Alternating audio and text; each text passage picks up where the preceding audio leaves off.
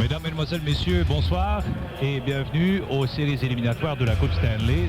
C'est une marque de reconnaissance de la part de tes coéquipiers parce qu'eux se choisissent en fait un leader. Tir dévié bloqué par Roy. Tchaikovsky à haute. Et quel arrêt encore. Roy est super. Et le match qui prend fin. Et le Canadien qui gagne la Coupe Stanley. Un des grands retours dans l'histoire du hockey moderne.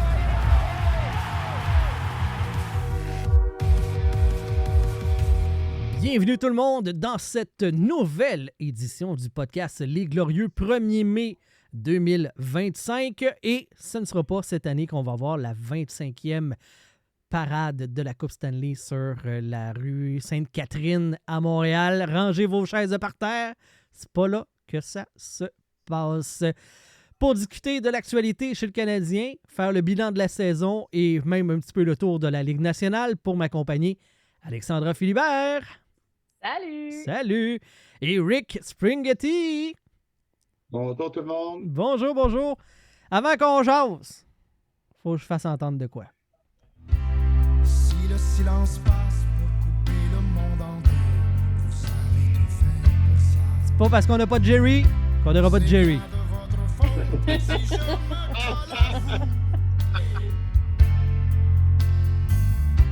Si le silence coule pour couper le jour en deux, vous savez tout faire. Fait pour ça. J'aime tellement ce film-là en plus. C'est bien de votre faute si je me parle de vous. On va casser Jerry avec ça. Genre, il écoutera pas la fin du podcast, il va arrêter là. Monter un bon grand bateau. Vous m'avez fait de bien grandes vagues. Est-ce qu'on s'est fait monter un beau grand bateau par le Canadien de Montréal? Non. 5 matchs de série, ça valait-tu la peine? Oui. Oui? OK.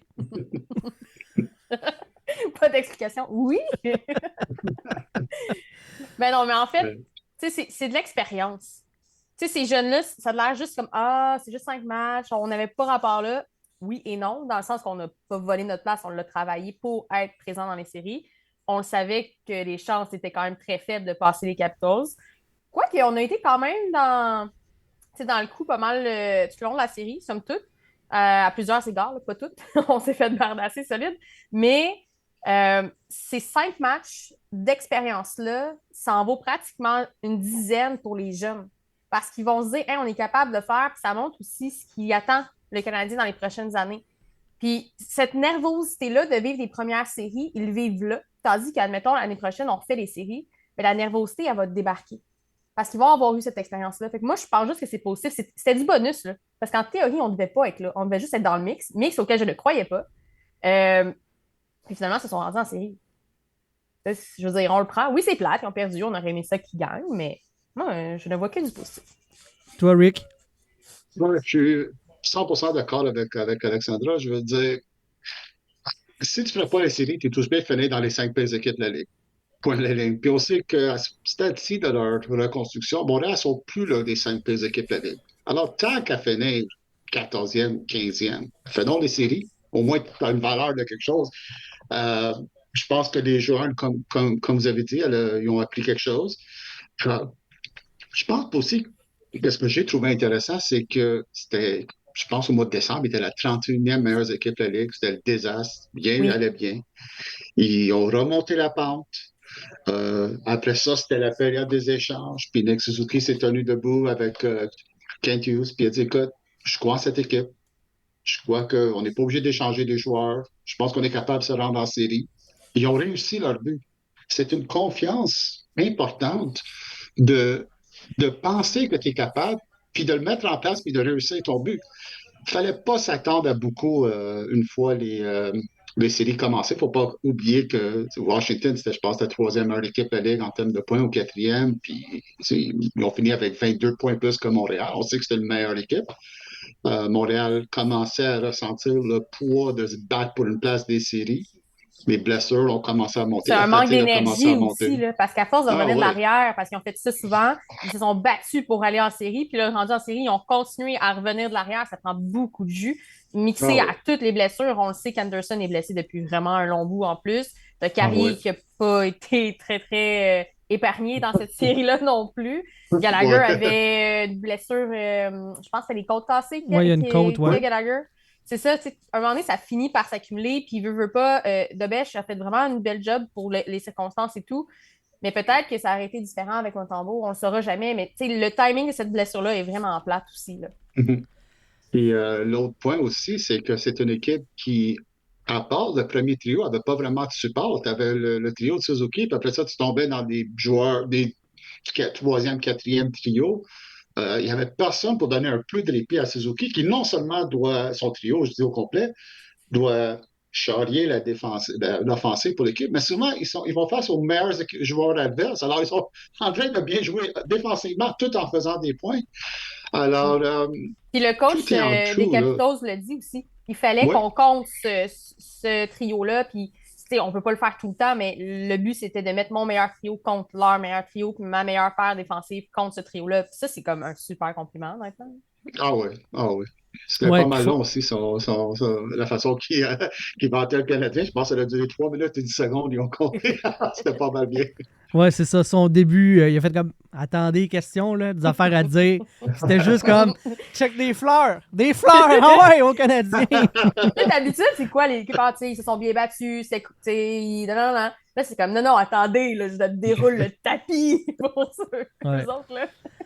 Rick? Vous avez l'article de Carl Lebrun, il y a je pense qu'il y a 6 semaines ou 2 mois, où est-ce qu'il parlait du statut de la Ligue nationale à un DG, puis le DG a dit, sans aucun, c'était pas une question, c'était juste quelque chose qui a sorti, il dit, par ailleurs, le Canadien me fait peur pour les prochaines années. C'était même pas une question qu'il a demandé, il a juste piqué ça comme ça à Pierre Lebrun, qui a dit, oui, il parlait de talent, mais il parlait aussi d'un certain esprit d'équipe. Il dit, j'ai rarement vu une équipe qui aimait jouer ensemble autant. Tu le vois dans les sourires, dans les groupes high-five qui donnent, qui sautent dessus. Puis, même en dehors de la glace, c'est combien de photos au Festival Lasso, tu vois, les gars sont ensemble. Nick qui passe ses étés à Montréal maintenant. Ça paraît qu'il y a une connexion entre eux autres. Au-delà de nous sommes des coéquipiers, puis on travaille ensemble, puis on n'a pas le choix de se croiser. Ils grandissent ensemble, autant sur la patinoire qu'à l'extérieur. Puis il y a une question de culture aussi. On en a parlé beaucoup, mais ça s'est construit dans les dernières années parce que la culture qu'on a là chez les Canadiens, elle n'est pas parfaite, mais elle est mieux et moins toxique qu'elle était il y a plusieurs années aussi. C'est différent, puis on voit les retombées sur les humains qui sont. Ça, c'est le fun. Puis oui, ça passe en partie par Martin Saint-Louis, qu'on soit d'accord ou pas. C'est pas tous les coachs qui peuvent faire ça non plus, là. Mm-hmm. Qui peuvent encadrer les jeunes joueurs comme ça, puis ça va, tu sais, je sais, on a déjà parlé, JB, tu disais, ouais, mais il aurait été échangé parce qu'on aurait eu une monnaie d'échange, puis c'est vrai qu'on aurait probablement eu quelque chose, puis tu dis, bon, moi, je le perds pas pour rien parce qu'il va à la retraite. Mais il est tellement important, il était tellement important pour l'équipe, pour les jeunes, pour les amener où ils sont présentement, que je pense que ça valait la peine de le perdre pour rien. Puis tu sais, on l'a vu, là, à la fin du match, comment il est respecté par les arbitres, juges de ligue, l'autre équipe, tout ça. Tu sais, c'est pas une carrière comme phénoménale défenseur, c'est suprême, c'est pas ça, mais c'est tout ce qu'il apporte qui est pas... C'est pas monétaire, c'est pas flamboyant, mais c'est quelque chose de super important pour la culture. Puis je pense que ça a fait aussi une différence pour justement que le Canadien puisse bâtir ça. Puis il y avait tous les bons pions pour avoir le résultat qu'on a là. T'sais, est-ce qu'on aurait aimé aller plus loin? Oui, mais on n'a pas de deuxième trio. On n'a pas de deuxième centre. On n'est peut-être pas assez gros pour diverses raisons. Il y a des questions à se poser, mais je pense que dans la prochaine saison morte, justement, il va y avoir des modifications, pas nécessairement du corps de l'équipe, là. Ça, on le sait c'est là, mais pour justement aller l'entourer correctement. Mais tu sais, moi, je disais à tout le monde, j'en ai vu, là, des gens font, oh, mais là, on a perdu, il faudrait échanger telle affaire, il faudrait mettre Saint-Louis dehors. Puis j'étais comme, vous avez rien compris à la reconstruction, gang, là. Ah ouais, j'en ai vu. J'ai des amis qui m'ont dit ça, je suis comme niaiser, là. Mettre Saint-Louis dehors. Écoute, j'en ai vu, j'ai un de mes amis qui m'a dit ça, puis j'étais comme, je te pensais moins fan que ça dans la vie. Ben voyons donc. Ouais. Puis j'étais comme, il a réussi à faire comme quelque chose de super phénoménal. Tu sais, il y a 2,30 sous, puis il fait un billet de 100$, mettons. Tu sais, c'est comme, voyons, tu veux le mettre dehors. On a eu des coachs vraiment plus mauvais que ça. Ben oui. On a fait de la Ouais. valse entre Terrien et Julien pendant des années. Puis là, on a un coach qui réussit à avoir une cohésion d'équipe, à l'amener. Il n'est pas tout seul, mais quand même, il met une culture. C'est différent, c'est le fun. Puis là, tu veux le mettre dehors juste parce qu'on n'a pas passé les séries. Genre, C'est l'équipe on n'était la même pas plus- censé être là. C'est l'équipe Ben ouais. la plus jeune des présentes séries, 2 ans en Oui. moyenne de moins que les Sénateurs d'Ottawa, mais plus que ça encore, c'est l'équipe la plus jeune depuis les années 70 à faire les séries. Ouais. Comme, c'est pas hier, là, c'est pas, Non, mais c'est ça. c'est pas comme la plus jeune depuis 2022, non! Non, c'est pas du jamais vu, mais c'est pas quelque chose qui arrive tu sais, fréquemment. Là, j'étais comme, tu me niaises de dire ça, là. Je te dis comme, sors de chez nous, là, c'est fini, on n'est plus amis, là. Ça se termine là. là. À un certain point, Caulfield avait compté un but en avantage numérique. Puis l'avantage numérique était Suzuki, Caulfield, Slavkovski, Demidov Oui. et Hudson. J'ai dit, oh wow, Hey. ça c'est notre avantage numérique pour les 5 à 10 prochaines années. Là. Ah ouais, clairement. C'était magnifique, puis ils font juste commencer. C'est ça l'affaire, c'est qu'on trouve ça magnifique. T'es comme, ça va être, tu sais, l'avenir du Canadien est lumineux. Puis là, tu dis, hey, ça fait juste commencer, là. Ah ouais, ah ouais. Ouais, ça va être beau. Rick, Moi, j'ai je hâte. commence avec toi, mais après ça, Alex, je vais avoir aussi ta vision sur la série. Je veux savoir quel est pour vous l'élément marquant de cette série-là. Quand on va se souvenir de cette série contre les Caps dans 3-4 ans, c'est quoi le truc qu'on va se souvenir de la série? Ça dépend du quel côté qu'on voit. Là. Du côté négatif, je pense que c'était la mise en échec de Wilson sur Carrier qui a vraiment pratiquement mis fin à la série pour Montréal. Je pense que ça a fait quelque chose à l'équipe parce que Carrier était, je dirais, il remplissait un rôle nécessaire du côté droit. Une fois qu'il était hypothéqué, je pense que l'équipe a eu un peu de difficulté. Ça, c'est le côté, si je le vois du côté négatif, c'est ça. Le côté positif, je dirais qu'il n'y a pas un jeu ou une chose qui est arrivée qui a vraiment ressorti. Je dirais plutôt que c'est le fait qu'ils n'ont jamais été dominés par Washington. Washington n'a jamais eu la vie facile. Montréal se sont battus jusqu'à la toute fin. Ils ont donné du fil à retordre jusqu'à la toute fin. Ils n'étaient pas obligés, pas qu'ils n'étaient pas obligés, mais on pouvait comprendre que la pression des séries, puis la fatigue et tout ça se fait sentir. C'est pas arrivé. Ils se sont tenus debout. Même physiquement, les gens ont dit, Montréal se sont fait dominer physiquement. Oui, ils ont reçu des coups, mais ils n'ont pas reculé non plus. Je vois pas... Josh Anderson n'a pas reculé devant Tom Wilson, pas du tout. Loin de là. Ils se sont pas fait intimider. J'ai pas vu un des joueurs du Canadien commencer à jouer avec le bout du bâton trop. C'est sûr qu'un gars comme Kapanen peut-être était moins habitué, mais il ne jouait pas beaucoup non plus. Alors, je pense que c'est vraiment l'esprit bagarreur du Canadien pour moi qui sort dans cette série. Toi, Alex? Il y a beaucoup de choses que Rick a dit qui font du sens. Et Carrier, ça a vraiment fait mal. Je pense pas que c'est nécessairement la perte de Carrier ou ce qui est arrivé. Je pense plus que ce moment-là est un peu le point culminant de tout ce qui se passait. Tu sais, l'accumulation, puis là, à un moment donné, ça arrive là. Puis Carrier va vraiment prendre une belle place, je pense, dans les prochaines années au sein de la brigade. C'est vraiment une belle addition cette année. Mais ce qui m'a marqué encore plus que cette saison dans cette série-là, c'est à quel point le Canadien n'abandonne pas. Tu sais, tu peux être 200 livres de plus, pas grave. Tu peux avoir Ovechkin qui a fait les records, pas grave. On y va, puis on va l'essayer. Tu sais, c'est 1 minute par minute, puis on essaie parce que souvent, dans les dernières années, on avait vu le Canadien que quand il y avait un but ou deux comptés, puis tu sais, même cette saison, on l'a vu des fois, 1 ou 2 buts comptés par l'autre équipe, puis c'était comme, OK, non. L'effort a arrêté là. Tandis que c'était comme, non, on va y aller, puis c'est pas grave. Il n'y a rien qui nous fait peur. À part, c'est bon, il y avait la petite nervosité, ce qui est normal. Il y a eu des passes de moindre qualité, puis ça leur a fait mal. Oui, il y a l'enjeu de la robustesse. Je pense pas. Il y a beaucoup d'analystes qui disent l'équipe doit se grossir. Je suis d'accord dans l'optique que oui, le Canadien pourrait se grossir un peu, mais pas à tout prix. Parce que, tu sais, souvent dans ce débat-là, c'est genre, faut vraiment grossir l'équipe, mais ils s'attendent à avoir comme 46 000 goals. C'est plus ça, la réalité de la Ligue nationale. Est-ce qu'une présence comme Zajac fait une différence? Oui. Zajac, il faudrait juste le polir un peu. Jack, tu veux dire? Ouais. Excusez. Hey, qu'est-ce que j'ai dit? Travis Zajac. Hey, excusez. Jack Hype, recommence ça. Bon, j'ai parlé de. Hey, je sais pas pourquoi hey, je massacre déjà de base les noms de joueurs, clairement. Je suis là à soir, je suis fatiguée. C'était plaisant, les gars. Au revoir. Non, mais c'est ça. C'est un joueur qui pourrait faire la différence à ce niveau-là, qui doit être poli / encadré. Est-ce que le Canadien va réussir à le faire? Ça, c'est une autre histoire. Mais avec un joueur comme ça, où le prochain centre qui soit un petit peu plus grand, gros, sans être un mastodonte, juste avec des ajouts comme ça, je pense qu'on va arriver à avoir une équipe parce que je ne crois pas que chaque équipe doit devenir hyper robuste tout le temps. L'organisation a montré qu'elle était capable de donner des mises en échec. C'était beau à voir le premier match. Là. Si le Canadien avait donné autant de mises en échec tous les matchs qu'ils l'ont fait le premier match, quoique je sais qu'à long terme, c'est un peu impossible, là, on aurait eu toute une autre série. Là.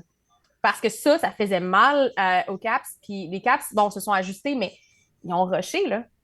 Parce que même les deux premiers matchs, oui, ils ont gagné les matchs, mais c'était pas... c'était pas une domination, là. C'était pas dominé, c'était pas flagrant, là. Ils l'ont travaillé. Fait que ça prouve que le potentiel du Canadien qu'on a vu dans cette série-là, moi, j'ai trouvé ça marquant dans le sens que, on en a parlé, Demidov, Hudson, Caulfield, Suzuki, Slav, t'es comme, hey, c'est beau, là.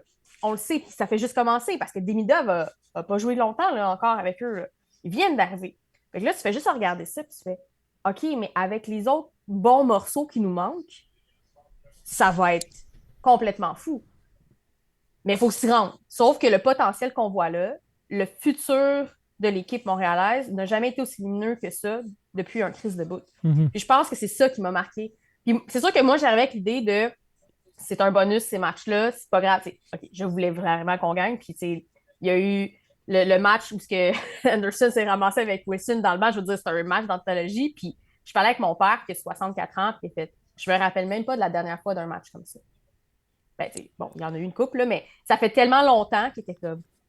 C'est hallucinant. Là, ça fait longtemps. Legit, si je suis le gars des vidéos là, du Canadien de Montréal, ce match-là, le match numéro 3 contre les Caps, je le tape sur une bobine quelque part, là, je le mets dans un coffre-fort, puis quand le Canadien a besoin de se faire remonter le moral, là, on le sort. Puis il écoute au complet la game. Là.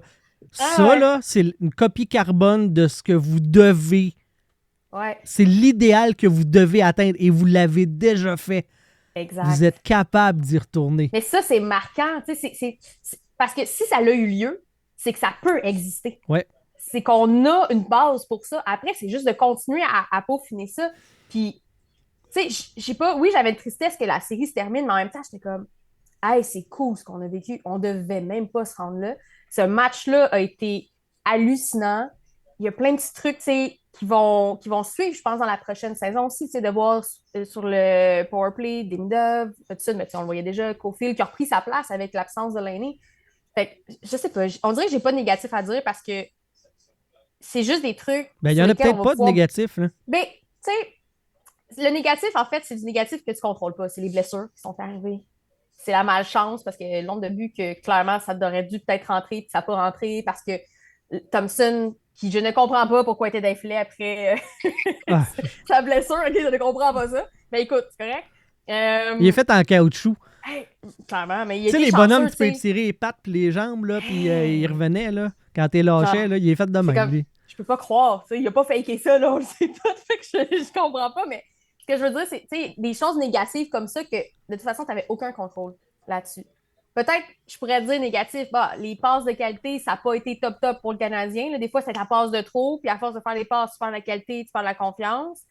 Mais ils sont jeunes. C'est l'inexpérience. C'est un jeu différent en série, puis tu sais jamais comment t'ajuster parce que les arbitres sont à chier, peu importe la série, by the way. Fait que ça, mais non, somme toute, pour vrai, moi, c'est une super expérience, puis je veux revivre ça pendant une couple d'années, ça serait vraiment nice. Ça va être le fun. Je veux vous faire entendre une partie des commentaires dithyrambiques de Spencer Carberry après le cinquième match. Ouais. To me, that wasn't a 4-1 series. I don't know if Marty said that, but we found ways to win some of those games, but they pushed us in every single one of those games, and so huge congratulations to them and their organization, and Marty did a phenomenal job with that team. Comme on disait, tu sais, Spencer Carberry a passé les 3 premières minutes de son point de presse, qui en a duré genre 10, à encenser le Canadien de Montréal. Donc, ce n'est pas simplement nous, notre analyse en tant que partisans du Canadien de Montréal, de dire le Canadien est beau, il est fin, il est donc bien génial, ils sont en avance sur le plan. Non. C'est à travers la Ligue nationale, il se passe quelque chose avec ce club-là. Thumbs up à Kent Hughes et Jeff Gorton pour la conception de l'organisation. Toutefois, ce n'est pas tous les membres des Caps de Washington qui avaient des fleurs à lancer aux Canadiens. Il y a Tom Wilson qui a dit, lui, que les Caps savaient que les joueurs du Canadien allaient leur faire des cheap shots. Je l'haïs, OK? Je l'haïs. N'importe qui. Mettons Ovi, Dubois, Beauvillier, name it, n'importe qui d'autre dit ça. Mais Tom Wilson, c'est le pire, c'est le roi du cheap shot. Genre. Vierge, garde-toi une gêne. Tu viens de nous battre, là. J'ai écouté un peu plus de ses commentaires. Il a aussi louangé pas mal Montréal. Il a dit, je les ai frappés fort. Puis, honnêtement, j'ai pas vu quelqu'un qui aurait pu dire, je dois leur donner ça. Je pense que des fois, des gens font des déclarations dans les séries parce que une tactique qui existe depuis longtemps dans le hockey des séries, c'est de mettre des joueurs dans une position où est-ce que c'est nous autres contre le monde. Ça rassemble un peu. Et je pense que Tom Wilson, d'une façon un peu maladroite, parce que je pense que c'était tellement ridicule d'une manière son commentaire, mais je pense que l'idée qu'il voulait dire, c'est qu'il essaie de créer un monde où est-ce que, on a été victime, on s'est tenu debout quand même s'ils n'ont pas vraiment été victimes, mais il a décidé d'essayer de d'implanter ça un peu. Peut-être que c'est comme mal exprimé, puis ce qu'il voulait dire, c'est qu'on s'attendait à ce que le Canadien soit prêt, puis ils veulent nous frapper. Mais tu sais, de dire qu'il allait nous faire des cheap shots, come on, t'es le roi des cheap shots, là. Puis deux, veux-tu qu'on te remonte les games? Je sais pas, là. Mais c'est tout un... Écoute, c'est autant qu'on déteste, autant que c'est incroyable d'avoir cette option dans ton alignement, parce que le fait, c'est qu'il compte 20 à 25 buts par année. Alors... il y a comme sa défense, parce que Jacky voulait lui faire un peu parti pris, mais il peut facilement dire à Jacky, tu joues 5 minutes par game, moi je joue sur la première ligne. Je ne vais pas me battre contre toi, puis c'est logique. Absolument. Alors, c'est toi qui peut arrêter Wilson. Il y a une certaine intelligence, Wilson, qui me fait chier pour le type de joueur qu'il est. Oui, ça le sauve, ça marche. Puis, tu sais, ce que j'ai aimé, c'est que Anderson était comme, moi, me dérange pas. Tu veux y aller, on va y aller. Il n'y en a pas de problème. Mais il s'est battu avec Wilson au début de la saison, puis Wilson n'a pas eu le meilleur. Il n'a pas nécessairement perdu, mais il n'a pas eu le meilleur non plus. Mais se sont picossés toute la saison, puis dans les séries, ce match-là, là, j'étais comme ça va mal finir. Là, il se picossait, genre, mais pas juste picossé, là, c'était comme vraiment plus haut que ça. Je déteste toujours autant Wilson, mais là, on a plein de nouveaux memes parce qu'il faisait le crybaby. J'adore ça là-dessus. Mais je pense que ces séries-là, puis tu sais, si vous avez écouté les podcasts, vous m'avez entendu dire que j'étais comme un peu déçue d'Anderson, j'aimais moins, non. Honnêtement. Hey, il va falloir que. Changer mon fusil d'épaule, moi aussi. Je l'aime. Non, mais... On pensait tous qu'il était fini, puis il avait dit je traînais une blessure, puis ça peut durer longtemps. Moi, l'affaire un peu maintenant que je trouve hypocrite, c'est la Ligue nationale qui a dit avant la prochaine game aux deux équipes, pas de niaisage pendant le warm-up, comme la dernière fois. Ouais. Pas de niaisage en entour du banc comme la dernière fois. On ne veut pas voir ça. Ça ne donne pas un bon look à la Ligue. Pourtant, je suis certain que l'année prochaine, pendant les séries, ils vont monter toutes ces clips-là pour pomper les gens avant la game. C'est sûr. Puis attends, ils disent ça, mais c'est comme, on a l'air de n'importe quoi, mais on va laisser les arbitres faire de façon très ordinaire. On va laisser des coups à la tête passer. On saura plus ce qu'on a le droit ou pas de faire, mais c'est pas grave. Mais tu sais, la tête à l'application. 100%, mais ça va être l'apprentissage aussi. On disait avant l'apprentissage des joueurs, ça va être ça. Ça va être d'apprendre que, écoute, veut pas, pendant la série, essaie de casser un autre de quelqu'un, essaie de briser la mâchoire parce que c'est ce qu'ils permettent. Puis c'est mieux que ce soit eux autres que toi. C'est plate à dire, là, mais ça fait partie de ce que les joueurs vont devoir apprendre. Caulfield va falloir donner un petit coup de bâton sur les chevilles de quelqu'un une fois de temps en temps. Là, on va faire ça, puis si nous autres, on va avoir une pénalité, mais pas l'autre équipe. C'est toujours ça qui arrive. Malheureusement, c'est ça, qu'est-ce que là, parce que ça vaut tellement la peine. Tu sais, c'est pas à dire, mais moi, j'avais dit à un certain point, il faudrait que Montréal pense à essayer de casser la cheville de quelqu'un à un certain point. Parce que ça vaut la peine. La punition est pas assez. Les conséquences sont pas assez grandes. Ouais. Si je casse la Mais la quelle cheville de quelqu'un, je vais rhétorique manquer plein de pareille! games. Quelle C'est logique de. Ah, pas dire, C'est c'est ça. pas grave. C'est quoi ça? Ben oui, je pense que la plus longue suspension qu'il y a eu dans les séries dans les 5 dernières années, c'était 3 matchs. Ah, Crime. Ça va à peine. Barkov qui a failli se faire tuer dans Tampa Bay, ça n'a pas de bon C'est sens. un deal. Ça devrait pas. C'est un deal. Quelle logique de merde, pareil. Ouais, c'est ça. Je veux vous faire entendre une partie des commentaires de Martin Saint-Louis sur la performance de son équipe. C'est tellement compétitif. Pas facile de faire les séries. C'est de continuer, nous autres, à nous améliorer internement. De pas juste penser parce qu'on est jeune et bon que ça va arriver. Il y a des actions que ça prend, un engagement des joueurs que ça prend. Mais cette année, j'ai vu une grosse progression là-dedans. C'est pas par hasard qu'on s'est retrouvés où qu'on s'est retrouvés. On a bien des joueurs, on a squeezé pas mal, on a bien des joueurs qui ont joué avec des blessures et tout, puis ils voulaient tout faire pour nous faire rentrer. Fait que on n'a pas laissé de miettes sur la table. on a tout fait. Je pense qu'on peut dire que ce commentaire-là s'adressait entre autres à Josh Anderson qui était blessé une grosse partie de la saison et qui me fait ravaler mes paroles. Là, moi, j'étais de ceux qui disaient il est brûlé, je suis plus capable de l'aimer. Il m'a eu le sacripant. Mais, moi, j'ai eu une gradation, tu sais. Toi, t'as fait comme non! Non. Mais tu sais, il a vraiment tout donné. Puis le troisième match de la série, je sais que la Ligue nationale veut plus que ça se retrouve sur le banc, mais je suis bien pas de la faute. C'est pas Wilson et Anderson qui ont ouvert la porte, là. Elle est ouverte, là. Comme, c'est pas de leur faute. C'est quand même un peu Anderson. C'est le banc de Washington. La tête tordante. Il était comme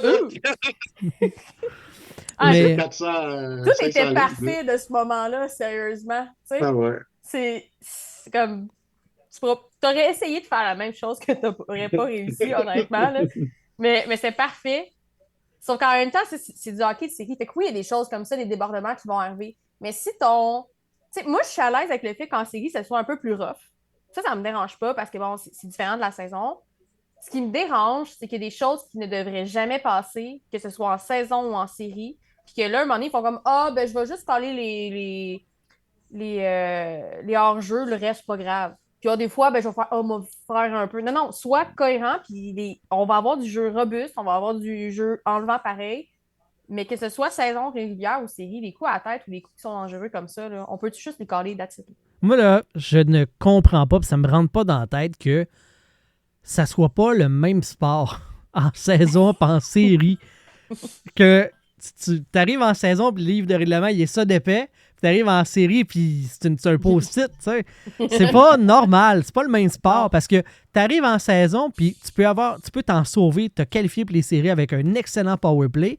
Puis quand tu arrives en série, tu l'as plus cette arme-là, parce qu'il y en a plus de pénalité. Ça me rentre pas dans la tête. Je vais revenir sur... Il faut faire un peu attention avec l'idée de la robustesse, parce que comme Tampa Bay a récemment gagné 2 Coupes Stanley de suite.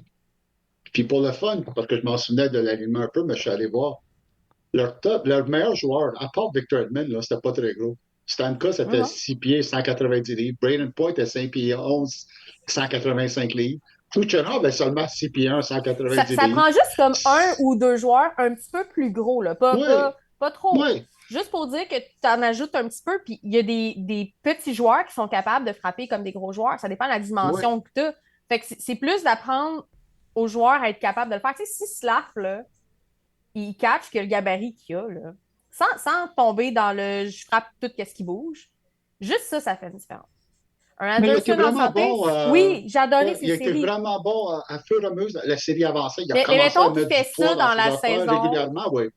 S'il fait ça plus régulièrement, déjà, ça ajoute du coffre à l'équipe parce que les gens ont trop tendance à dire robustesse, c'est de prendre un gars qui pèse 280 livres, mettons, là, 6 pieds 5, puis on le met là. Mais c'est pas ça. La robustesse, oui, ça peut en faire partie, mais c'est plus la place que le joueur prend, la façon qu'il va frapper, la façon qu'il joue de la robustesse. C'est comme un peu aussi de faire face à l'adversité. Là.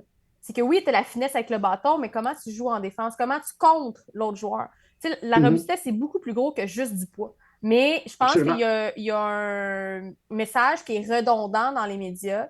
Puis c'est probablement aussi, peut-être, je ne sais pas si c'est générationnel ou peu importe, mais il y a un message redondant qui dit « faut de la robustesse, c'est que pour ça, il faut des gros gars ». Oui, mais non, pas tout à fait. Mhm. Tu sais, En Anderson, effet. je veux dire, c'est de la robustesse. Là. Oui. C'est quand il est plus en santé que ça, puis même encore là, il est blessé, puis il frappait. Un peu moins dans les derniers matchs, mais dans le premier match, il frappait. Là, il était là. Oui. Ça, c'est de la robustesse. À arrêter un autre joueur, là, comme c'était un mur, sans nécessairement le frapper, c'est de la robustesse. Oui. Mais dans l'idée, tu sais, l'image qu'on s'en fait publiquement, c'est le gros joueur qui va plaquer. Mais il y a des joueurs qui ne sont pas nécessairement gros, qui sont capables de plaquer ou de faire de la robustesse de d'autres façons. C'est comme ça que se construit une équipe. Mais je pense qu'on est vraiment dans le stéréotype de il faut un gros joueur ou plusieurs gros joueurs. Parce qu'on en a de la robustesse, mais elle n'est pas nécessairement utile, dans le sens que je pense à Arber Xhekaj comme défenseur. Le moindrement qu'il prend une pénalité à cause de sa robustesse, il met le Canadien dans le trouble. Rick, est-ce que ça se fait de changer un gars de position? Est-ce qu'on a soit échappé l'opportunité ou on est pogné avec Arber Xhekaj qui sera un défenseur 5-6 au mieux puis qu'on ne pourra pas le laisser aller puis maximiser l'impact qu'il peut avoir? Ben, je vais te dire quelque chose, JB. Je suis allé voir un peu par intérêt les stats de Xhekaj il y a quelques jours. Ouais. Et j'ai été très surpris de voir à quel point il prend peu de pénalités de robustesse. Ça m'avait surpris. Quand je dis pénalité, ça veut dire où est-ce que lui, il va dans le cachot sans un autre joueur. Mm-hmm.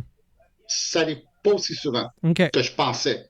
Où est-ce que les pénalités viennent avec Xhekaj, c'est que c'est pas un gars qui est très agile avec ses pieds, c'est pas un gars qui fait toujours des bonnes lectures de jeu. Alors, il va pogner souvent des pénalités d'accrochage plus que d'autres choses. Pour des rattraper. Retenues, des choses comme ça.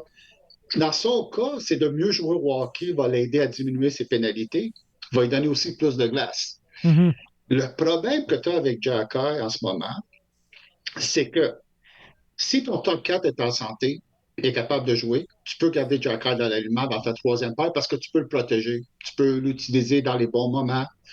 Le problème qui arrive, c'est que qu'est-ce qui arrive? Si tu as une blessure dans le top 4 ou une pénalité ou un joueur qui manque, quelque chose arrive dans le game, Xhekaj ne peut pas jouer beaucoup de minutes. C'est pas C'est un pour ça Armia, que pendant mettons. ça... Pardon? C'est pas un Armia. Non, Armia, c'est ça, c'est pas... C'est pas nécessairement le top joueur, mais c'est comme un couteau suisse. Tu peux vraiment le mettre n'importe où, puis ça fonctionne un minimum. Il va pas caler un trio.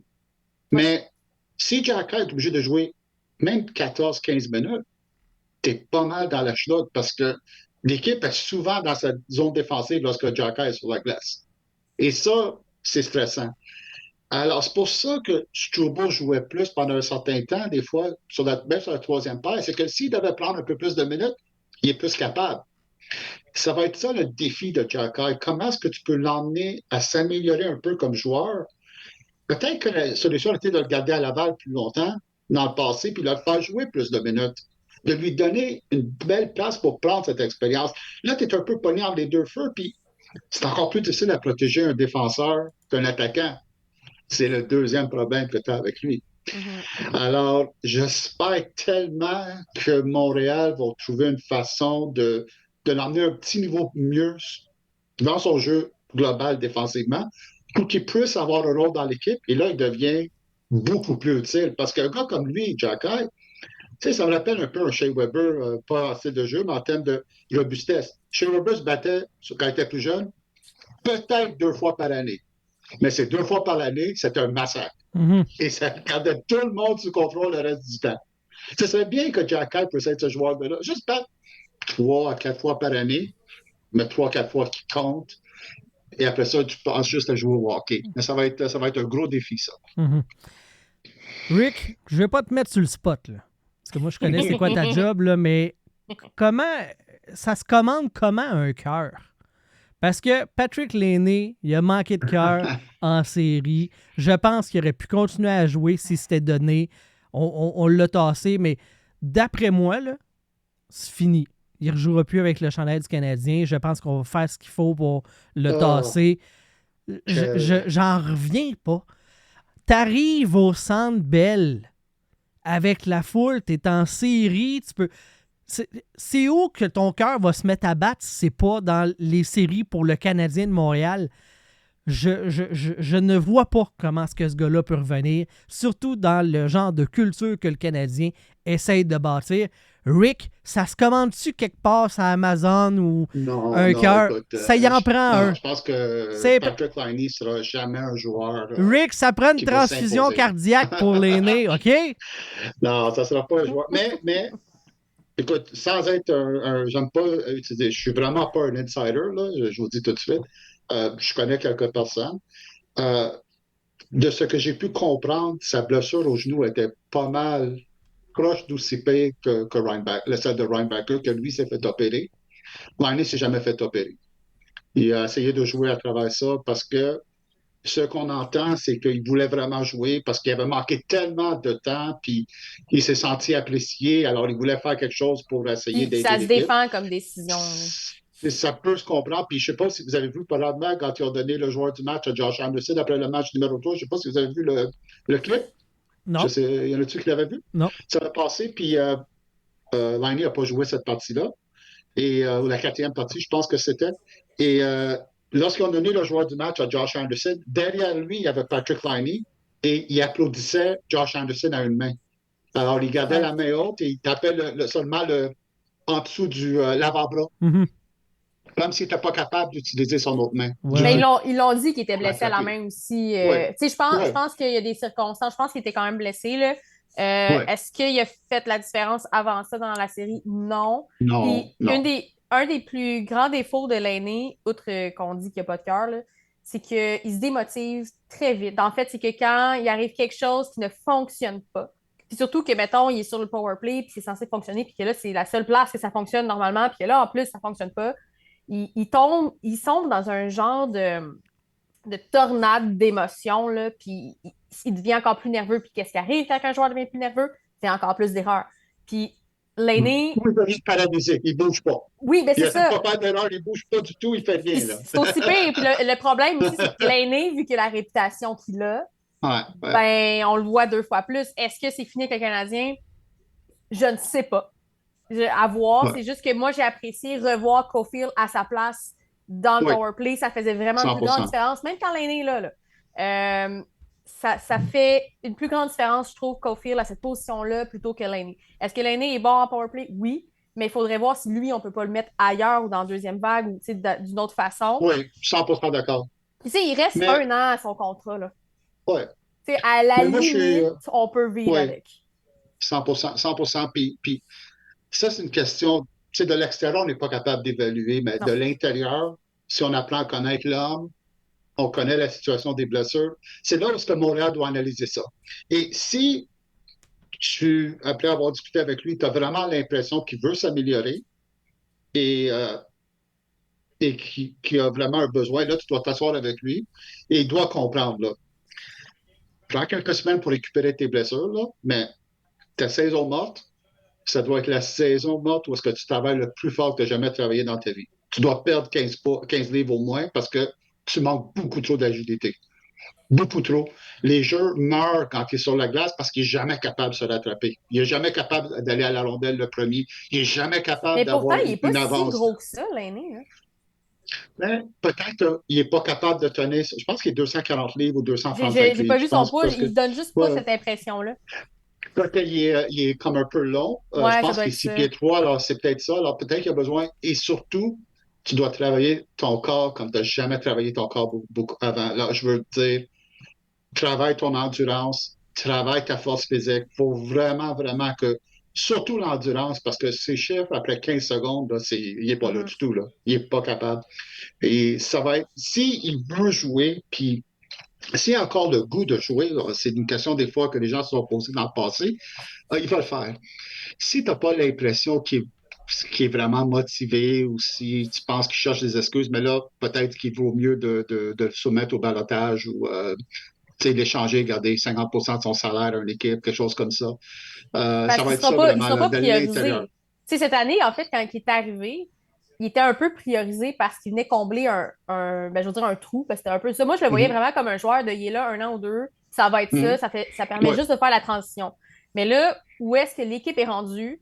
avec le futur qui s'en vient, puis là, tu le vois que Caulfield fonctionne vraiment mieux at large à cette position-là dans le power play. Tu fais, bon, ben, ton rôle va être amené à changer. Est-ce que tu es capable de dealer avec ça? Est-ce que tu es capable de t'adapter à ça? Tu sais, c'est un peu ça aussi. Tu sais, si Anderson, tu sais, bon, on a appris plein de choses qui nous permettent aussi de changer notre vision là-dessus. C'est pas le même joueur, mais quand même, si Anderson est capable de le faire, même si c'est pas le même type de joueur, il s'est adapté parce que son rôle a quand même un peu changé, Anderson. Puis je pense que l'avoir mis sur la bonne chaise avec les bons joueurs l'a vraiment aidé. Puis tu sais, Saint-Louis l'a défendu beaucoup parce que lui, il savait que c'était une bonne personne et toute la patente. Ben, si l'aîné est capable de piler sur son ego, faire OK, mon rôle va changer dans la prochaine saison. Qu'est-ce que je peux faire pour continuer ma carrière, pour l'allonger, puis trouver un fit dans cette équipe-là. Là, c'est de savoir est-ce qu'il va vouloir le faire ou pas. Parce que moi, je suis convaincue que le rôle qu'il avait cette année, c'était juste pour cette année. Mais ça aurait pu être l'année prochaine aussi selon le résultat, mais avec tout ce qui a été démontré de sa part, mais aussi de tout le reste de l'équipe, tu arrives dans une situation où ce que tu fais, je peux pas te garder la même position, exactement le même rôle. Je peux te donner un rôle qui va aller avec le type de joueur que tu as, mais ça sera pas toi qui va être nécessairement priorisé. Fait que comment on deal avec ça, là aussi? Là? Fait que mon idée d'une transplantation, non? Okay. Non. Ça se fait pas, ça. Ben voyons! C'est comme l'éthique de travail. L'éthique de travail, ça prend, mais si la personne veut rien savoir, ça changera absolument rien. Exactement. Ouais. C'est plate à dire, mais c'est ça. Fait que c'est pas... Tu sais, je pense pas que c'est du cœur qui manque nécessairement à l'aîné. Je pense que c'est juste que il y a de la difficulté avec l'adversité, puis il y a de la difficulté à s'adapter. Puis il y a peut-être un manque de volonté. OK, j'ai une autre idée. Les écarts d'yeux, Orange Mécanique, des vidéos de gars qui se donnent, mettons. Peut-être. Une coupe d'heure là, non-stop avec des petites gouttes pour que les yeux sèchent. Je pense que ce serait la torture pour lui, par exemple. Oh, boy. mais tu sais, c'est ça. Je pense que c'était plus une question de volonté à. Vous comprendrez que je suis dans la caricature, hein? Je sais pas. Oui. Je pense que c'est sa personnalité qui est un peu... c'est peut-être un gars qui est juste pas intense de nature. Ouais. Des joueurs de hockey, des fois, lorsque tu les rencontres, ils ont tendance à être intenses dans tout. Demandez aux coéquipiers de... Je pense que j'avais mentionné l'histoire de JB à une de mes apparitions là, dans les tournois de mondiaux juniors il y a des années. Je pense que l'équipe avait défendu à Sidney Crosby de jouer au ping-pong avant les games parce qu'il avait trop intense juste à jouer au ping-pong pour se réchauffer. Ils ont cette mentalité. Peut-être que Patrick Laine, il n'a juste pas assez de... C'est pas une affaire de cœur, c'est juste qu'il y a une personnalité, un caractère peut-être un peu trop relax.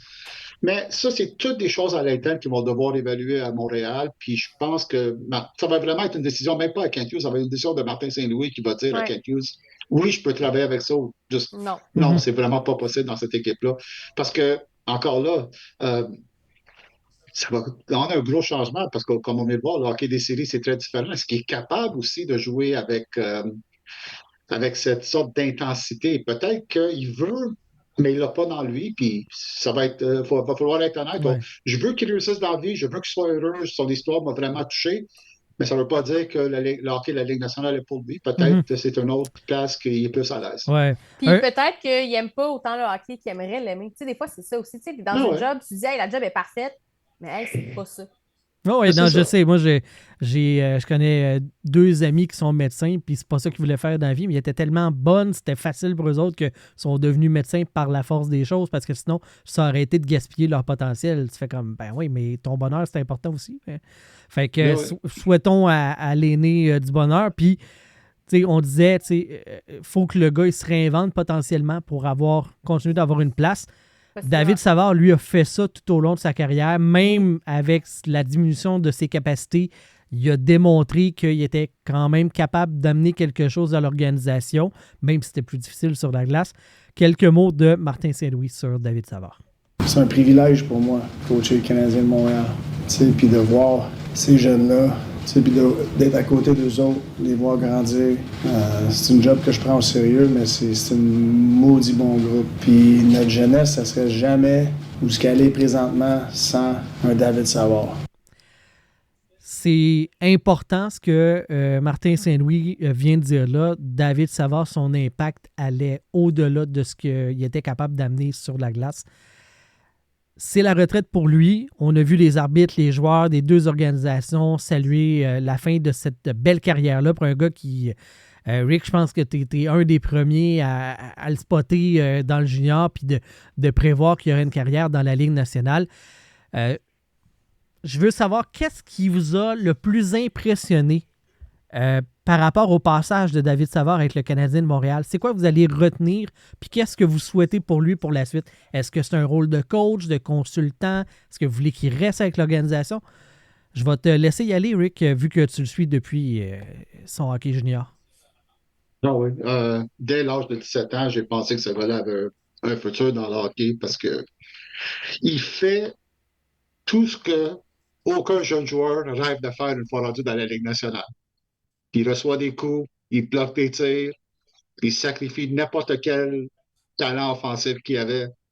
Euh, c'est bizarre à dire, mais on dirait que quand il joue, il réussissait bien, mais tout semblait être difficile. Tout ce que tu peux penser que était déplaisant, il le faisait.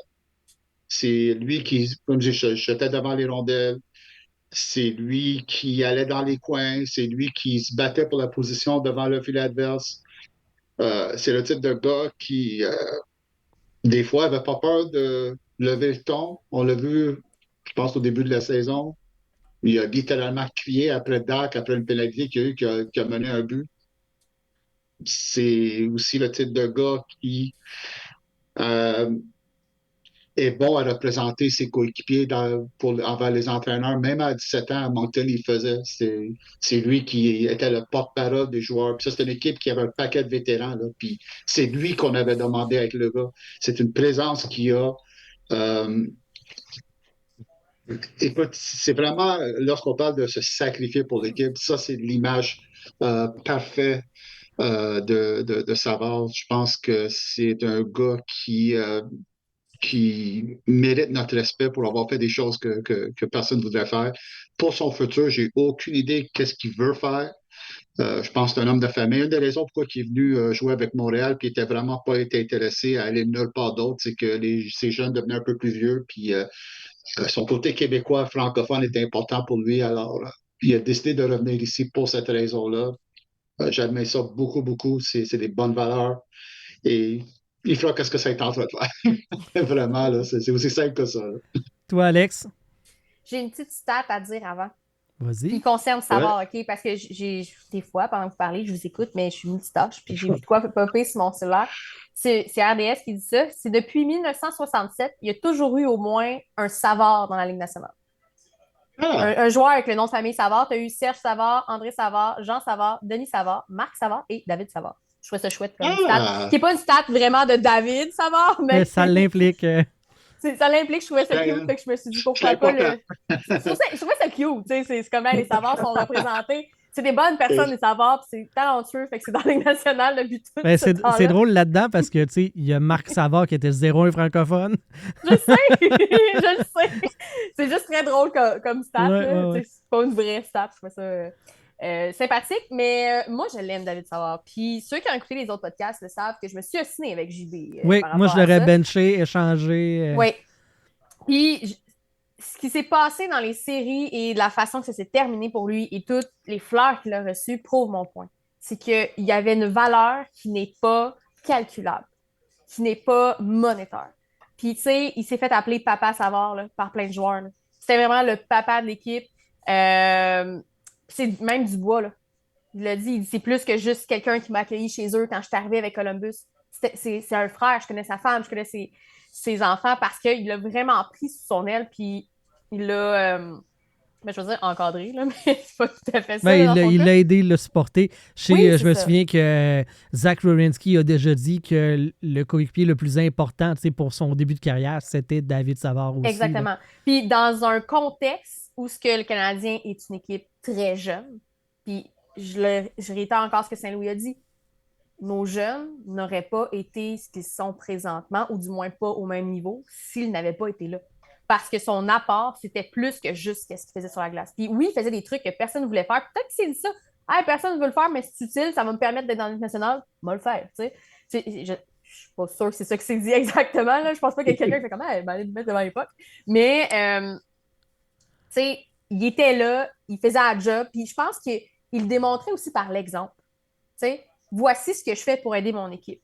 Puis je pense que ça l'inspirait aussi les autres joueurs parce qu'il y a des joueurs qu'on a vus prendre du galon ou prendre, je veux dire, certaines habitudes, même si c'est pas tout à fait ça, qui ont fait.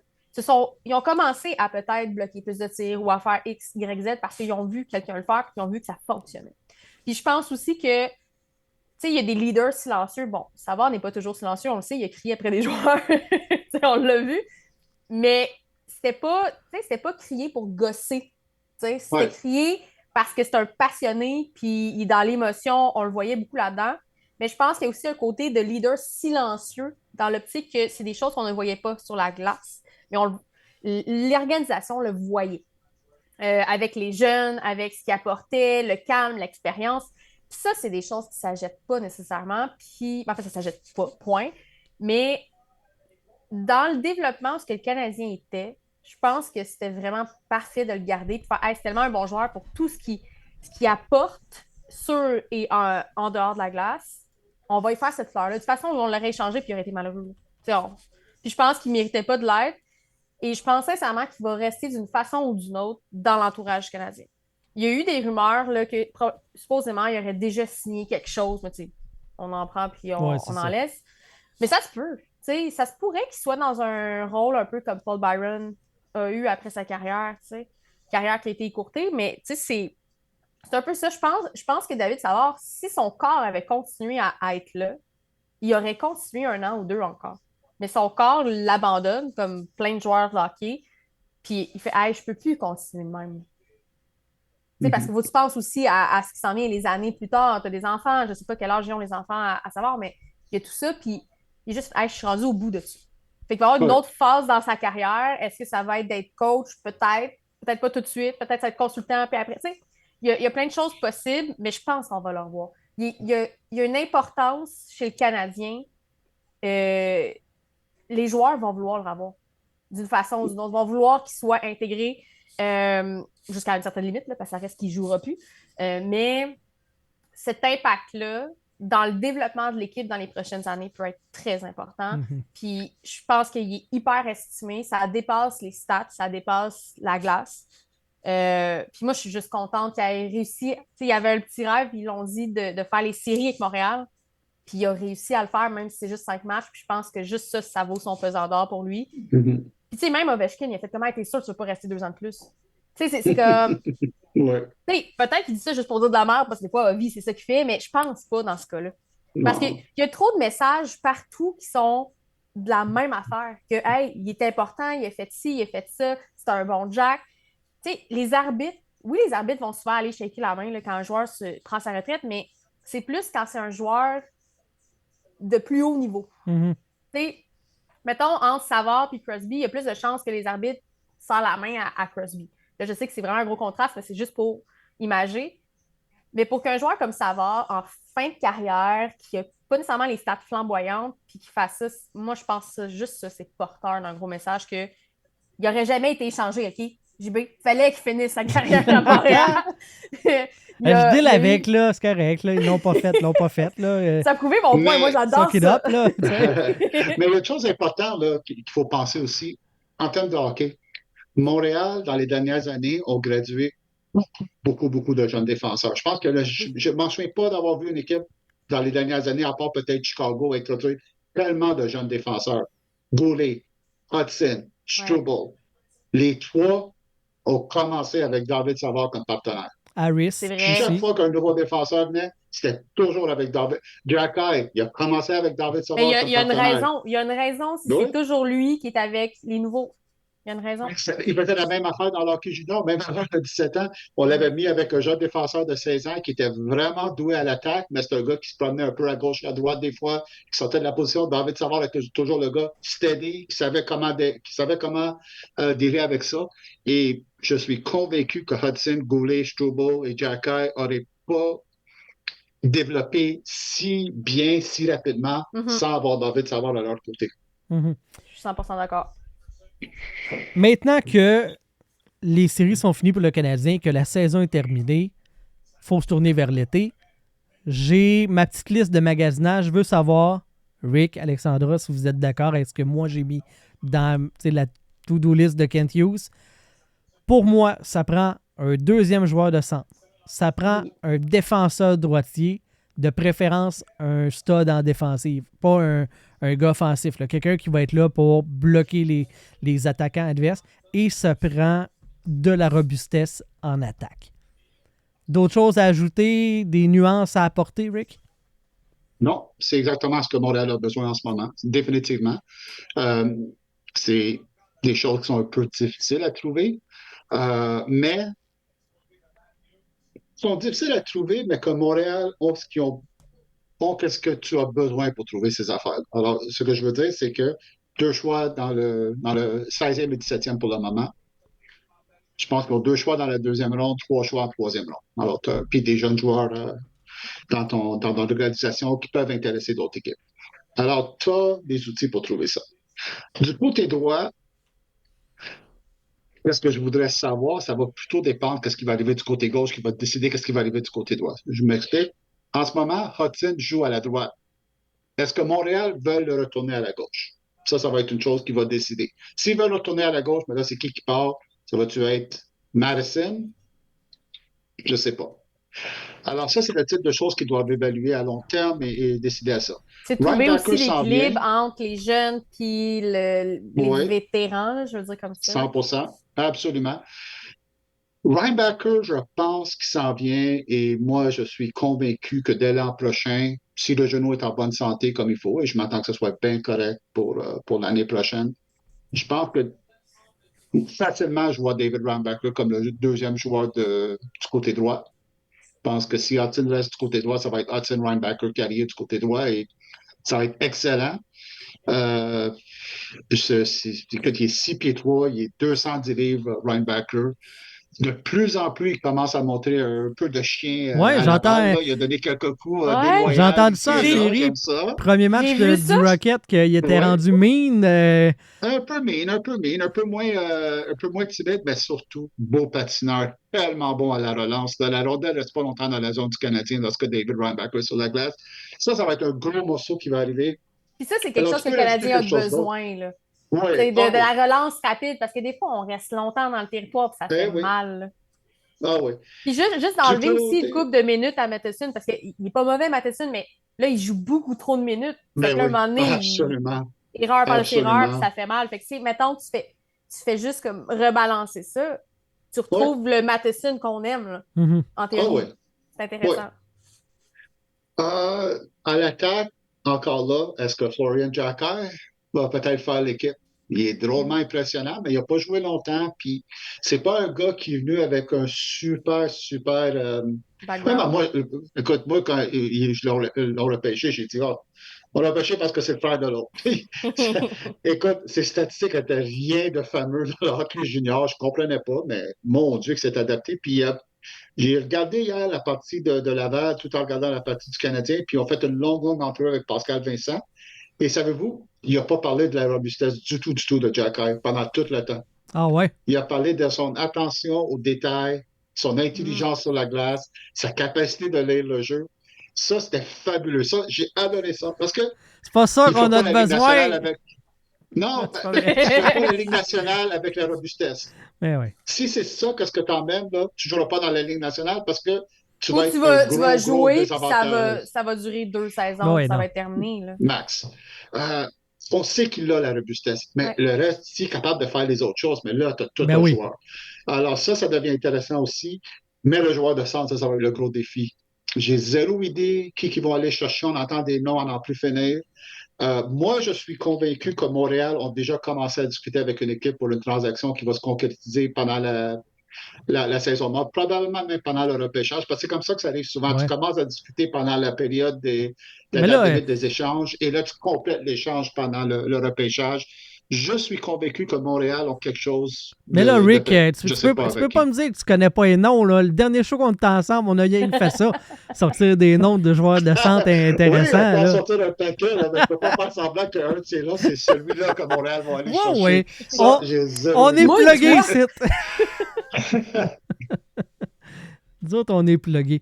Toi, Alex, liste de magasinage pour cet été? Ben, tout ça, mais la seule affaire, c'est que dans la défensive, si en attaque, c'est clair que oui, il nous faut un deuxième centre. On n'arrête pas de le dire, ça fait des années, on sait qu'on est rendu là. Il faut, OK? Clairement, tout ce qu'on a essayé jusqu'ici n'a pas fonctionné. c'est comme...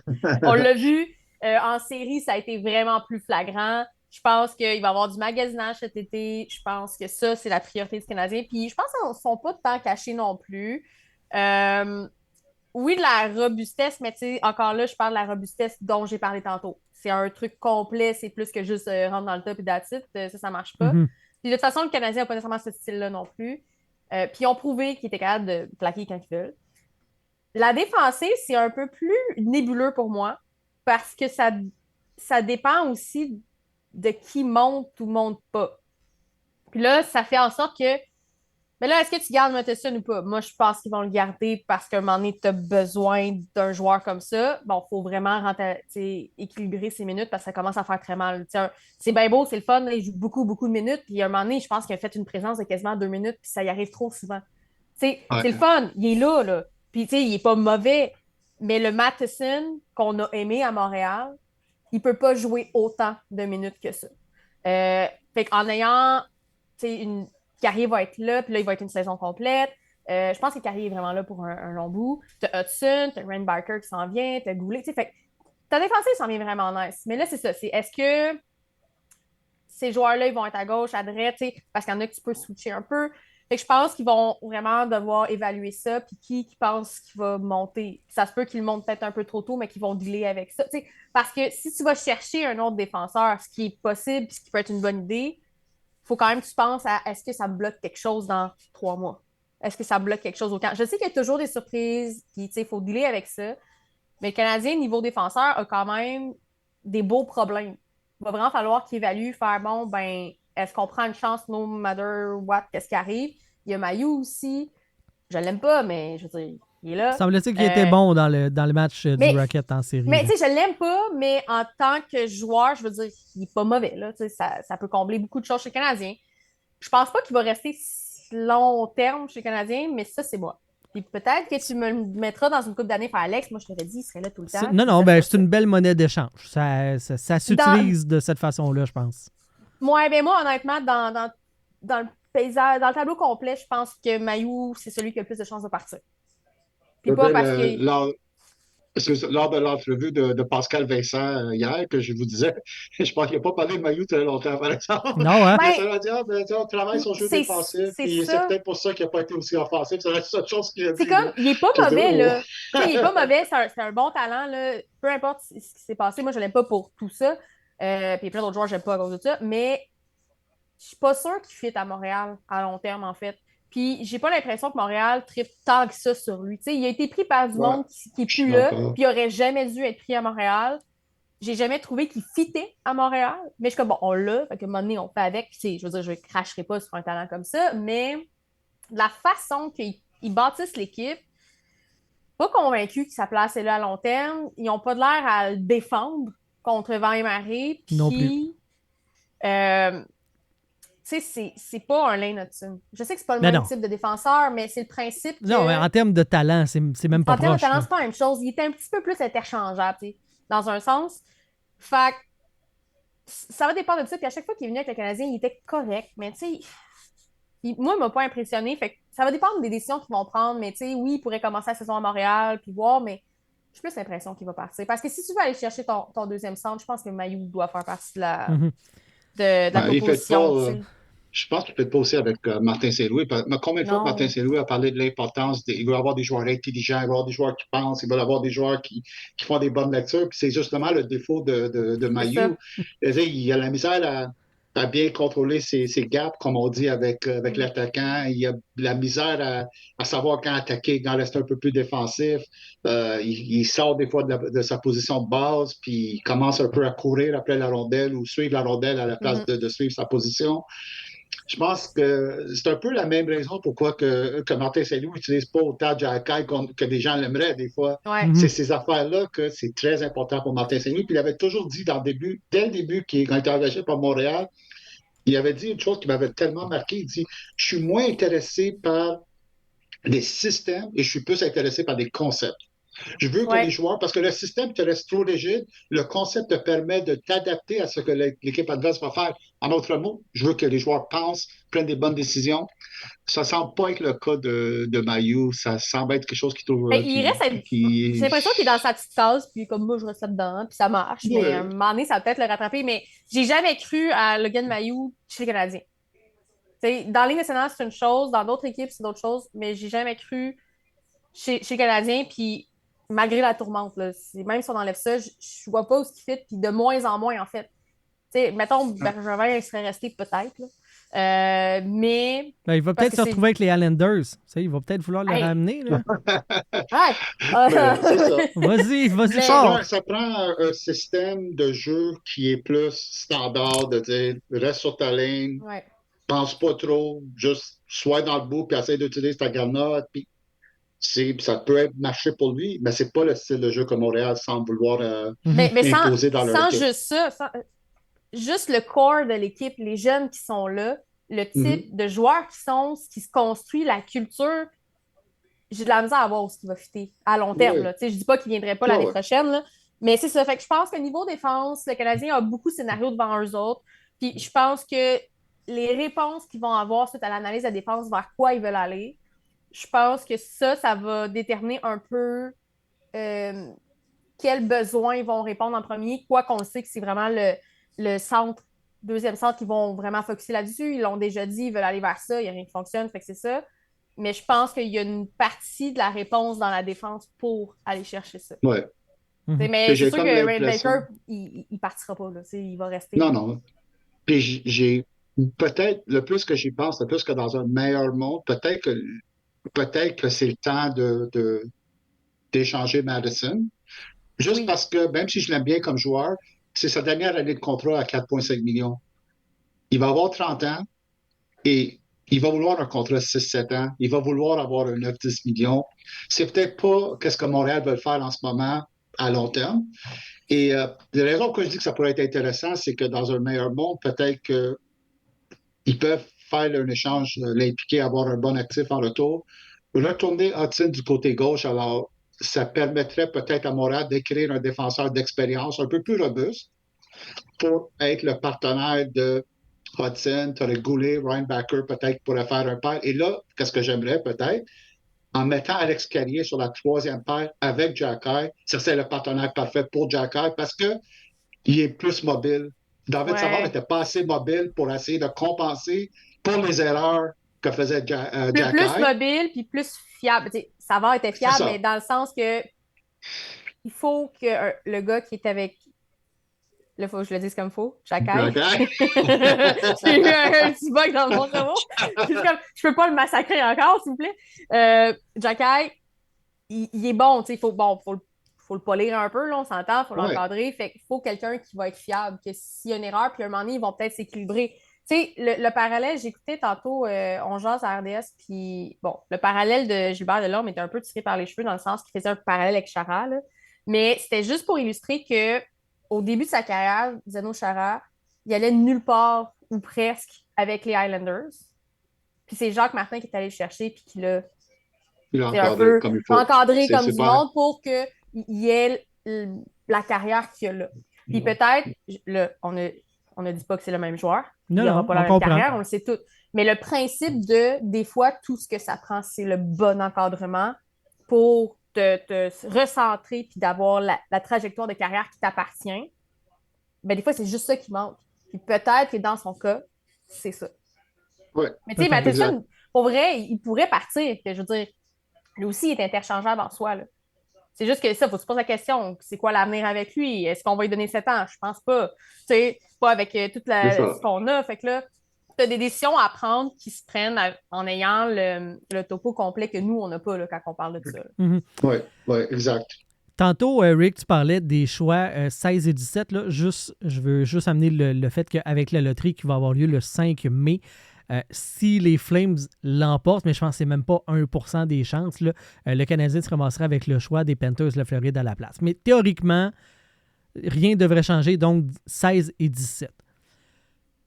Suis-je le seul à être inquiet à l'idée que Kent Hughes tente d'échanger un de ces choix-là? Parce que jusqu'à maintenant, les transactions qu'il a faites avec ses choix au repêchage, ça a donné Dak et Newhook qui étaient des gambles, et ce ne sont pas des éléments top 6. C'est à peu près le seul bémol que j'amène dans le règne jusqu'à maintenant de Kent Hughes à la barre de l'organisation comme DG. J'ai comme moyen le goût. Moi, je les utiliserais pour repêcher ou faut pas que ça soit un gamble ce que tu vas chercher là, en échange. Il faut que ça soit quelque chose qui est prêt à être bon et sur un deuxième trio dès maintenant. Là. Dans le cas de New York, qu'est-ce qu'ils ont donné en retour? Un choix de première ronde, ils ont donné un retour pour New York à la toute fin du repêchage. C'est un joueur de troisième trio généralement que tu as. Alors, New York t'a donné ce que tu vas payer pour, en autre mot. Ni plus ni moins. Ils ont donné un choix de 1 puis de 2. Ils étaient les deux proches, là, je pense que c'était comme 31 et 36, une affaire comme ça? Peut-être. Avec le nombre de choix que Montréal avait, ils sont allés chercher un joueur qui était choisi dans le top 10, New York, de mémoire, ou je pense qu'il était choisi 10e ou quelque chose comme ça. Oui, une affaire comme ça. 16e. 16e. Alors, ils ont donné... Quand même. Ils ont donné pas mal, mais c'était pas la fin du monde, parce qu'il y avait des actifs pour le faire. C'est comme, tu peux prendre une chance parce que tu as les actifs pour prendre la chance. Ça ne m'a pas trop dérangé. Dans le cas de Dak, ça allait bien avant sa blessure. J'étais très content avec l'échange. Il emmenait un côté physique, il commençait à bien jouer, mais...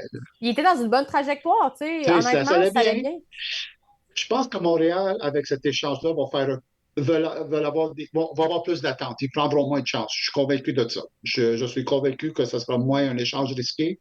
Ils veulent avoir plus un sure shot parce que lorsque tu commences ta reconstruction, tu peux prendre un peu plus de gamble, mais là, tu ne vas pas te tromper. Là, on veut avancer, on est rendu à un certain point où est-ce qu'on doit avoir, on va avoir quelque chose de bon. Alors, je pense pas qu'il va prendre trop de chance. Je pense que l'échange va être bien pensé.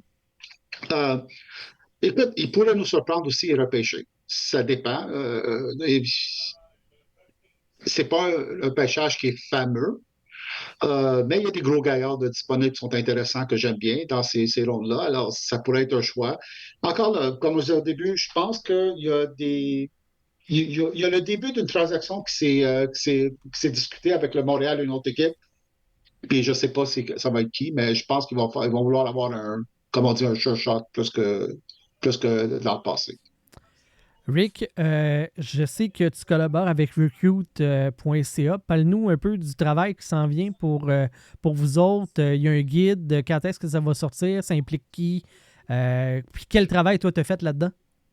Grant McCagg, qui a travaillé pendant un peu de temps pour le Canadien il y a quelques années et qui a travaillé pour TSN et d'autres groupes, va faire un guide de repêchage. Simon, le Snake Boisvert, va être impliqué. Il va faire une traduction. Alors, il va y avoir une version francophone et anglophone du guide de repêchage, ce qui est vraiment excitant parce que c'est quelque chose on est tellement fiers. Moi, je vais faire mon classement personnel du top 32 et peut-être autre chose. On aurait de penser à ça, là. Mais je vais faire ma propre évaluation tout seul des joueurs que j'ai vus. J'en ai vu, je pense, 260 jusqu'à présent cette année pour le repêchage. 3 fois chacun, tous ces joueurs-là. Là. Alors, je pense les avoir bien vus minimum 3. Il y en a quelques-uns que j'ai vus une dizaine de fois au moins. Il y en a quelques-uns que j'ai vus en personne aussi. Et ça devrait sortir au début juin. J'invite les gens d'aller sur recruits.ca pour commander leur version. Je pense qu'ils vont vraiment, vraiment trouver des informations très, très pertinentes. Des gars comme Bob McKenzie se sont beaucoup fiés à ce guide-là. Greg Button, dans le passé, a travaillé avec nous pour faire des entrevues et des choses comme ça sur un autre balado diffusion. Alors, c'est quand même des gens qui sont bien connectés dans le milieu. Et ça va être vraiment, on est vraiment fiers d'avoir pu offrir aux Québécois une version francophone. Là. C'est quelque chose qu'on a voulu faire pendant longtemps. Moi, j'avais pris quelques années off d'écrire sur le repêchage, même si je suivais. Je suis tellement fier d'avoir l'opportunité de retourner cette année à le faire encore. Puis, comme je dis, c'est une passion que j'ai et je pense que les gens vont bien aimer ça. C'est très cool. Oui, puis merci. On va essayer de se faire un épisode là, lorsque le guide va sortir avec des gens de l'équipe et toi, Rick, pour pouvoir en parler. Donc, on va surveiller ça. C'est vraiment cool que 280... Où tu prends le temps? Ça n'a pas de sens. Je regarde Je regardais une partie, la moitié d'une partie à 5h30 le matin en me levant, ou 6h le matin. Souvent, je me mets devant mon ordinateur, je regarde une game. Après ça, je m'en vais au travail. Et après ça, quand je finis à 4h, avant de revenir à la maison dans mon bureau, je regarde la deuxième partie et j'écris mes articles, j'y sors. Et la fin de semaine, j'essaie de regarder 4 games, 2 samedi, 2 dimanche. Puis dans les journées de congé, j'essaie d'en regarder 2, des fois 3. C'est une passion. C'est ça que je voulais dire. C'est un vrai passionné. Là. Ben oui. Réponse que ça. On est très content d'être en mesure de te recevoir sur le show de temps en temps parce que. Ah, merci, j'adore tellement. C'est toujours un plaisir pertinent pour moi, croyez-moi. Merci beaucoup. Alexandra aussi est pertinente, même si elle n'écrit pas directement sur le hockey. Là, on fait avec. J'ai déjà fait des chroniques de sport pour Radio-Canada en Abitibi. On fait avec. OK? Feu 91.9 Sport. Là, maintenant, c'est VDM, mais j'en ai déjà fait. Alexandra, c'est beaucoup de passion pour le baseball, par exemple. Ben en fait, ça a toujours été plus le hockey que le baseball, mais je te dirais le baseball n'a jamais été très loin. Là, je m'en suis un peu détachée dans les dernières années. Tu sais, j'ai été avec Passion Melville, je me suis enlevée de ça. Ben en fait, c'est un super beau projet. C'est juste parce que un moment donné, j'ai toujours bien juste 24 heures dans une journée. Parce que j'écris des livres aussi. Fait que un moment donné, tu fais des choix. Mais tu sais, moi, j'aime le sport. Tu sais, j'aime la F1, j'aime le hockey, j'aime le baseball, cette affaire-là. C'est juste que j'ai fait un choix dans les dernières années de ne plus écrire sur le sport. Parce que j'avais la job avec mon entreprise, mais que je voulais écrire des livres, puis à un moment donné, c'était ça. Puis je regrette pas d'avoir arrêté nécessairement, mais j'avoue que ça me manque. J'aime ça, parler de sport, j'aime ça, que ce soit une chronique radio ou que ce soit à l'écrit, j'aime ça. C'est juste ça. C'est souvent une question de temps. Bon, si ça tombe dans l'oreille de quelqu'un, je suis quand même disponible. Je trouve du temps pour les choses qui valent la peine, mais tu sais, moi, parler du sport, là, je peux en parler des heures durant. Là. Le monde, ces temps-ci, c'est comme, qu'est-ce que tu fais? Ben, j'écoute une game d'hockey. Oh, le Canadien joue pas ce soir. Ben, j'écoute une game d'hockey. Oui, il y a toujours du hockey. Il y a du hockey junior, international, du hockey féminin. Exactement, la victoire, là, le monde fait comme là, les séries sont terminées. Non, le hockey de la Ligue nationale continue en série. La victoire commence les séries dans pas long. Le Rocket est en série. Je suis comme gagne. Genre, tu sais, le baseball, c'est le fun, mais c'est 162 matchs. Là, c'est correct que vous commenciez dans 2 semaines. Anyway, mes Cubs vont bien. Mais tout ça pour dire qu'il y a du sport, c'est le fun. Je peux pas tout écouter, mais c'est le fun de faire ça pour vrai. Là. Je l'ai fait longtemps, là, écrire là-dessus. Là, je suis juste dans une autre phase dans le moment, mais je te comprends. Là. Je regarde les scores. Je regarde peut-être pas tous les games, mais je regarde les scores qui sont rendus. Je sais pas si vous avez entendu ma fille crier à un certain point. Ottawa a égalisé la marque. Puis, ils ont perdu, malheureusement. Alors, Pacioretty a compté de tous les joueurs. Elle est vraiment pas contente. Puis, ma fille aussi est passionnée de Formule 1 maintenant aussi, par ailleurs, Alexandra. Alors, si jamais vous rencontrez ma fille, vous pouvez parler de... Moi, je connais rien dans ça. Puis... mais j'ai toujours écouté ça, la F1 aussi. J'ai arrêté une couple d'années parce qu'à un moment donné, c'était moins le fun, puis tu fais des choix dans le temps que tu as. Puis là, je sais pas, j'ai recommencé cette année. Ben non, c'est pas vrai, j'ai recommencé l'année passée à le regarder plus facilement. Il y a un grand prix en fin de semaine. Là. Bon. Oui, on me l'a dit. Je suis tellement pas ça. Dernier petit truc. Parce que là, nous, on enregistre, on se dit à peu près à 8 heures, on se connecte. Et Rick, t'es arrivé en retard et il y avait une excellente excuse. Peux-tu nous dire c'était quoi l'excuse, Rick? En ce moment, il y a le tournoi des moins de 18 ans qui se passe avec un paquet de sports. Puis je regardais la Suède contre les États-Unis. Puis j'écrivais des notes. J'ai rentré 5 pages de notes. Puis je suis comme, j'ai d'autres choses à mon agenda. J'ai comme paniqué. JB qui était vraiment comme, c'est peut-être juste à cause du travail. Là, il va arriver Alex. Là, puis là, t'arrives, t'es comme, ouais, c'est pas que j'écoutais du hockey. C'était parfait. Toujours en prévision de repêchage, alors je voulais pas manquer ce tournoi-là, définitivement. Yes. Gros merci, Rick. Gros merci, Alexandra. Je vais gagner votre animateur et on vous dit à la prochaine pour un autre épisode. On sait pas quand, mais proche du draft là, pour parler avec la gang de Recruit, ça va se faire. Faut juste faire aller nos contacts. Hein, Rick? Bonne fin de journée tout le monde et à la prochaine. Bye bye! Merci.